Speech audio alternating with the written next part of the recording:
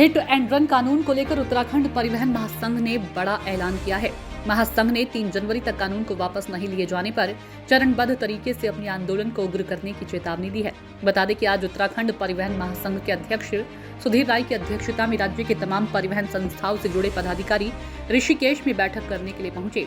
बैठक में सभी पदाधिकारियों ने केंद्र सरकार के द्वारा हिट एंड रन कानून का विरोध किया। कहा कि इस कानून से चालकों के लिए वाहन चलाना बहुत मुश्किल हो जाएगा। देश के अंदर ट्रैफिक व्यवस्था का क्या हाल है, यह किसी से छिपा ही नहीं है।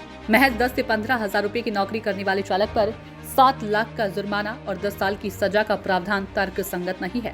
इसलिए उत्तराखंड परिवहन महासंघ ने फैसला लिया है कि 3 जनवरी तक यदि सरकार ने इस काले कानून को वापस नहीं लिया तो महासंघ चरणबद्ध तरीके से अपने आंदोलन को सरकार के खिलाफ उग्र करेगा।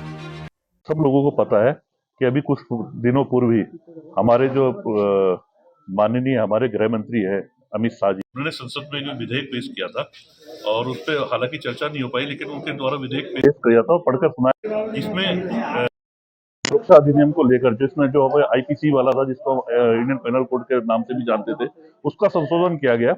और उस संशोधन में उन्होंने एक विधेयक ये भी लाया है कि जितने भी चालक है, चाहे वो टैक्सी मतलब चाहे वो कमर्शियल हो और चाहे वो प्राइवेट हो, अगर वो जाते हैं और जाते हुए अगर वो हिट कर देते हैं किसी को या कोई दुर्घटना हो जाती है, तो उस केस में यदि वो भागते हैं तो उसमें जो है उसके प्रति 10 लाख रुपए की सजा का प्रावधान है और 5 लाख रुपए उसमें पेनल्टी का प्रावधान उन्होंने रखा गया।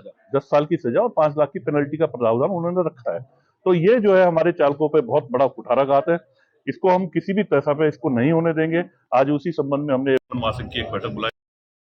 उत्तराखंड से हमारे यहाँ पे चालक प्रचालक भाई और जितने भी हमारे पदाधिकारी परिवहन संस्थाओं के पदाधिकारी है, वो सब यहाँ उपस्थित थे और होकर ये बात रखी तक हम जो सरकार को अल्टीमेटम देते हैं। 3 तारीख तक हमने अपनी जितनी भी परिवहन संस्थाएं हैं, हमने अपनी वाहनों को स्वेच्छा से खड़ा कर दिया है। 3 तारीख तक अगर सरकार इसमें कोई फैसला नहीं लेती है तो निश्चित तौर से क्रमबद्ध तरीके से हम जो है एक बड़ा आंदोलन इसके ऊपर और करने का प्रयास करेंगे।